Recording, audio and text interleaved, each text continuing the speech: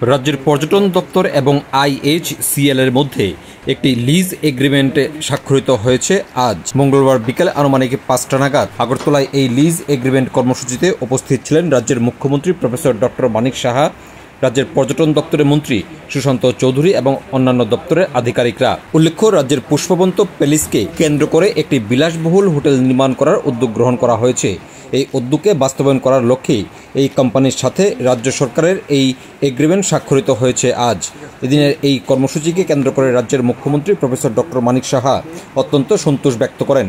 তিনি জানান, যখন দেশের বিভিন্ন অঞ্চলে তিনি যেতেন তখন একটা ইচ্ছে ছিল রাজ্যে এই ধরনের একটা প্রকল্প স্থাপন করার জন্য। এদিনের এই কর্মসূচির মাধ্যমে দীর্ঘদিনের স্বপ্নের বাস্তবায়ন হয়েছে বলে জানিয়েছেন মুখ্যমন্ত্রী। তো সেটা আজকে এখানে লিজ যে এগ্রিমেন্ট হলো সেটার মাধ্যমে কিন্তু এটা আজকে গ্রাউন্ডিং যেটা বলে গ্রাউন্ডিং হলো। এটা ভাবা আমরা মৌ করেছি এর আগে, কিন্তু লিজ এগ্রিমেন্ট মানে গ্রাউন্ডিং কিন্তু আজকের থেকে কাজ শুরু হয়ে গেল। এবং আমরা বারবার বলছি, যদিও ওনারা বলছেন যে 3 বছর লাগবে, আমরা বলছি 2 বছরের মধ্যে বা তার থেকে আরও 1 মাস যদি বেশি লাগে আপত্তি নেই, কিন্তু এটা যেন কমপ্লিট করে। এটাতে কিন্তু দুটো লাভ আছে। একটা হচ্ছে যে একটা এখানে রাজন্য আমলের এই ধরনের একটা প্যালেস অনেক দিন ধরে এমনিতেই পড়েছিল। এখানে 1917 সালে এই আগরতলা পুষ্পবন্ত প্যালেসটি নির্মিত হয়েছিল, আমরা সবাই জানি।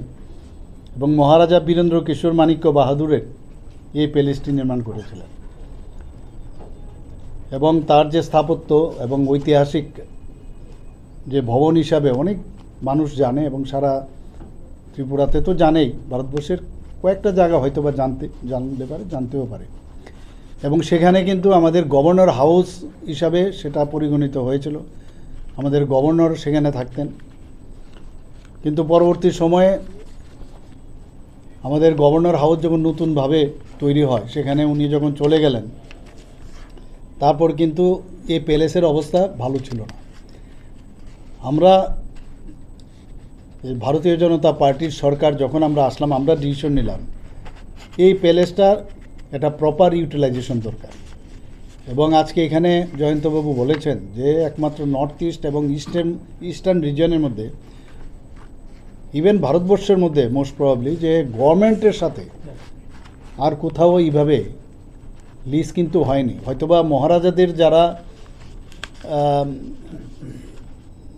যারা ওখানে এখন আছেন তাদের যে সন্তানরা আছেন তাদের হয়তোবা ওদের সাথে হয়েছে, কিন্তু গভর্নমেন্টের সাথে কোনো সময় এই ধরনের কিন্তু লিজ এগ্রিমেন্ট হয়নি। তো এটা একটা নতুন বিষয় আমাদের জন্য।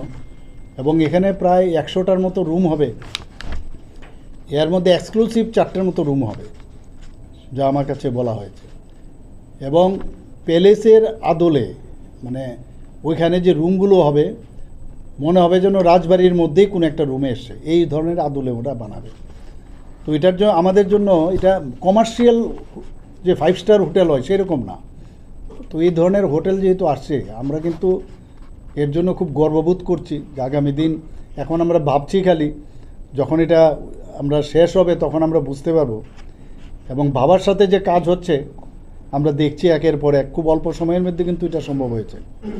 এবং নিশ্চয়ই কম সময়ের মধ্যে এটা শেষ হবে। তাতে করে আমাদের যে পর্যটনের ক্ষেত্রে একটা বিরাট একটা দরজা কিন্তু খুলে গেল।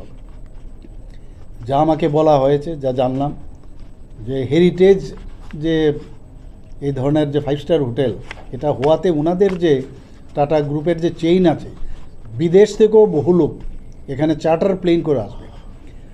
তো চার্টার প্লেন করে দেশ বিদেশ থেকে যখন এখানে লোক আসবে, এখানে শুধু সেই হোটেলে ওরা থাকবে না, এখানে থাকার পরে তারা অন্যান্য জায়গায় মাতা ত্রিপুরেশ্বরী মন্দির, আমাদের যে রুদ্রসাগর সেখানে যাবে, আমাদের অন্যান্য যেসব জায়গাগুলো আছে, আমাদের ঊনকোটি আপনারা সবাই জানেন সেখানে যাবে, ওয়ার্ল্ড হেরিটেজ হিসাবে লিস্টেড হয়েছে সেখানে যাবে, বিভিন্ন জায়গায় যাবে। তাহলে পর্যটনের দিক দিয়ে কিন্তু মানুষও জানবে এবং মহারাজাদের কীর্তি সম্পর্কেও জানবে।